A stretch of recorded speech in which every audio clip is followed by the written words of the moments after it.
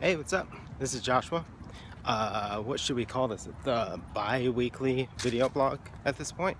Um, it's been tremendously busy, and school just kicked back in. So I've been not devoting a lot of time to making videos.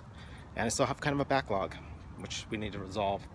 Okay, so today's video.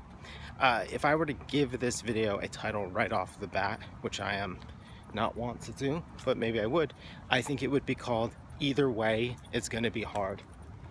Um, and I was thinking about there's a podcast with Paul Banks from Interpol and the RZA open on my laptop right now that I've yet to listen to. But there's an excerpt of it on OK Player, and they talk about, let's go scenic route. They talk about in it that the RZA got his sampler, an SP1200, and he spent about 36 hours straight figuring out how to use it until he felt like he had a handle on its basic kind of like mechanics.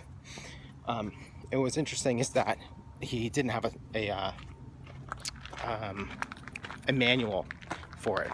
So he just had this thing and had to figure out how to use it. And he said that even now, when he gets a new toy or a new piece of equipment, he doesn't bother reading the manual. He basically plays with it until he thinks he's figured it out, and then he starts to go back and actually figure out how it's used in case that will make it work even better for him. But his logic is that by doing so, he has a more kind of intimate and thorough understanding of the tool, which is something that I absolutely believe and advocate for pretty heavily. And what's interesting about that, or why this would be called Either Way It's Going to Be Hard, is because that's a really hard route to take. So, for example, as a teacher or whatever it is I am, I like this like little wood cave. Let's talk in here. As a teacher, it would be a lot easier, or maybe as like a video blogger, to get attention or build an audience if I promised solutions based on really easy steps to take, not even ways to think. So the videos I make, I believe that I advocate more for how you think about and approach your work than physically what you do. And I operate from that same kind of ignore the manual, figure out the tool first, and then use the manual for the stuff that you absolutely can't figure out, or until you're convinced there's got to be an easier way to do this.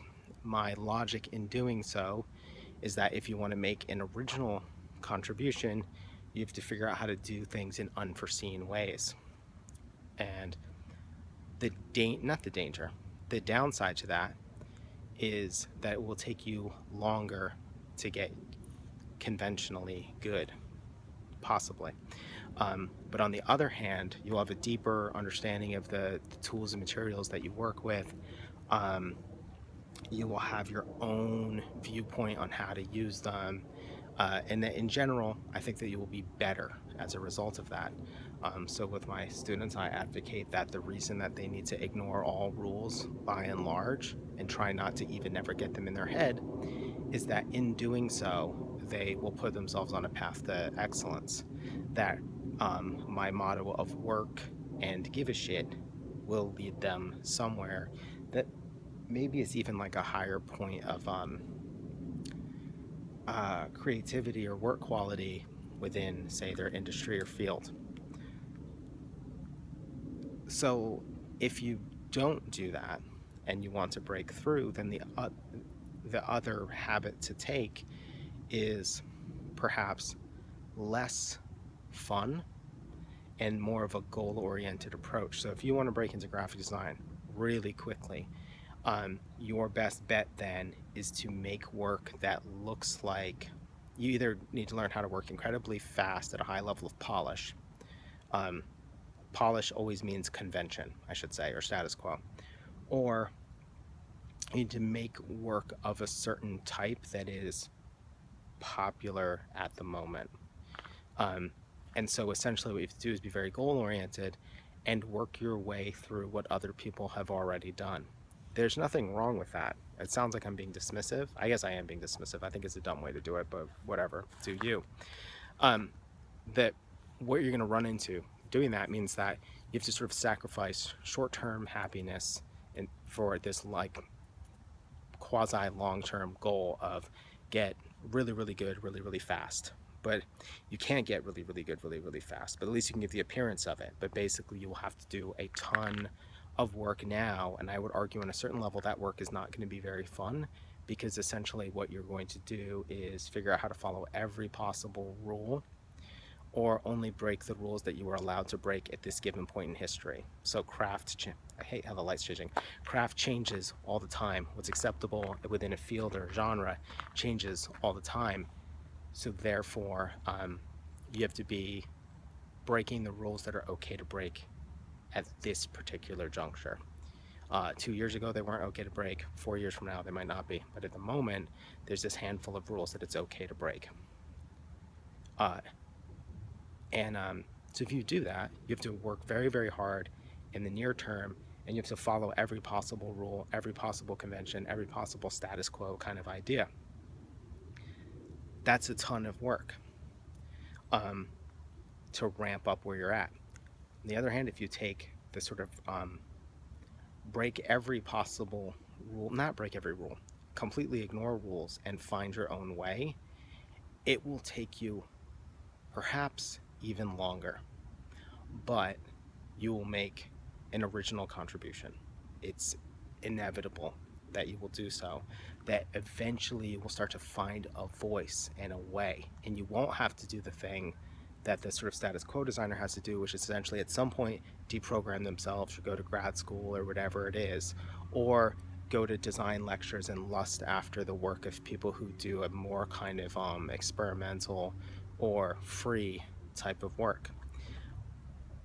Either way, it's going to be hard and it's going to take a long time. The question is, how is that time spent? The designer that goes the no rules route, hold on one second, my hand's falling asleep.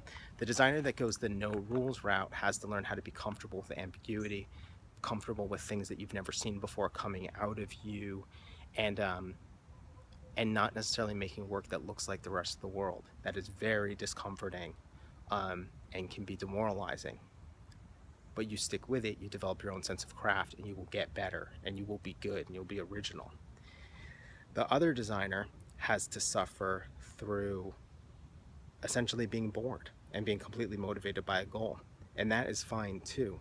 So the thing that it sort of comes down to is, one way or another, it is a shitload of work, and it's going to take up a lot of time. And I guess it depends on like where you want to be. If you want to play it safe and you're worried about this kind of short-term notion of quality, then yeah, then you take the sort of status quo route and you do every sort of tutorial possible or whatever it is, and you learn to be sort of comfortable with not making a contribution. To me, that is an untenable position for creative work, and sounds awful. But on the other hand, if you're going to avoid that, you have to be even more comfortable with a long period of maybe not knowing how to feel about your work, and faith in the outcome, that it is worth it to get somewhere where you can make an original contribution. So I guess this could be called there's no easy answers, or it could be called either way. It's going to be a ton of work and it's going to be hard. And the question is, what kind of hard are you interested in and how much do you care? If you are really into graphic design, I would argue it is worth it to go the ambiguous route of trying to be free of rules and status quo operations for as long as possible. If you were trying to look for a fun way to make money, go the other route. Get polished and good fast, and treat it the way some graphic designers treat learning to code. It is a way to put money in your pocket, and that's fine too. But one way or another, it is going to be a ton of work. All right, thanks for watching.